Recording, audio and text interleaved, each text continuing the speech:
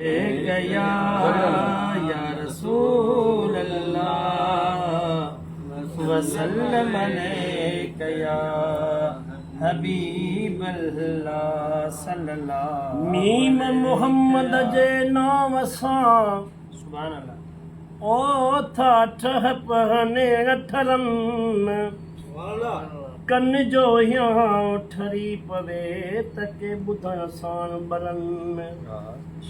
तू फेले महबूब जे ओ था तो कलवार तरन पर गुलाम नबी हर भाव जा शलहेड़ा भागवरन आसे बुढ़ी छो न मरन जन जिद रखियो हिन ज़ात सुभान सां अल्लाह जी जनाब मुहम्मद जूं ओ वनी घिटियूं शाल घुमा चारई तरफ़ मदीने जा आमत चुमियूं ॾई वो चुमा समझी से जब पत्थर खे ओ सुमा त हर दम हेठि सुमा अहिड़ी रीत उते हुजां सभु खमीसूं ऐं जुमा ओ हिकु अबो बि अमा गॾु हुजनि गुलाम नबी सल्लल्लाहु अलैहि या रसूल अल्लाह वसल्लम अलैका या मुर्शिद जॾहिं ईंदो आहे न पाड़े में अचे तोखे ख़बर न पवे ऐं अचानक ख़बर पइजी वञे त साईं आयो आहे फलां तूं त जल्दी वेंदे न ऐं तव्हां खां पुछे पर तोखे ख़बर कीअं पई पोइ ॿुधिजी जुमिला कासिद आंदी खबर दिलबर तुझी आमद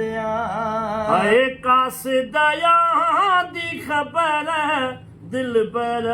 तुझी आमद ओ सहन सजाया तो अंगण बुहारा तो गुलड़ा खिलाया तो राहुन मेरा नजर दिलबर तुझी आमद हाँ राहुन मेरा नजर दिलबर तुझी आमद हाँ कासिद दी खबर दिलबर तुझी आमद है खबर जो पई तुझे अचण जी राणा थर मां आयुस ठहराए वेहाणा ख़बर जो पई तुझे अचण जी राणा थर मां आयुसि ठहराए वेहाणा ऐं खट वारी चादर दिलबर तुझी आमद ऐं खट वारी चादर दिलबर तुझी आमद ओ सहन सजाया थो अंगण बुहाया थो गुलड़ा खणाया थो राहुन मेरा नजर दिलबर तुझी आमद हाँ कासिद दी खबर दिलबर तुझी आमद ओ काल्ह वयुसि हितो हिकदम कचे मां माखी मखण बि आदम कचे मां हा काल्ह वियुसि हितो हिकदम कचे मां माखी मखण बि आदम कचे मां ऐं काला कार तितर दिलबर तुझी आमद ऐं काला कार तितर दिलबर तुझी आमद सहन सजाया थो अंगण बुहारा थो